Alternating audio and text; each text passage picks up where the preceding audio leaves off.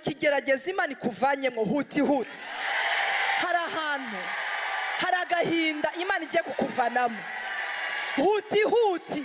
Bwira mugenzi ngo quickly. Bajya ko twamusize hariya yazamutse ate uti quickly. Mbabara uvuge cyane uti quickly. Ko twamusize muri buriya bukene binaenda bazavuga turakuza iminyono mu Nyakabiga babuti yamvanyeyo. Haleluya.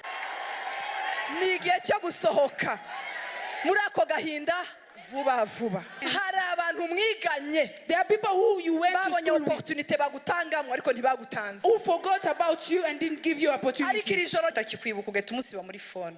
Avoid deleting people in your phone because they forgot about you. Cyo gerageza. Try Ubu umuntu mwiza wihangana. to be kind and You persevere. never know.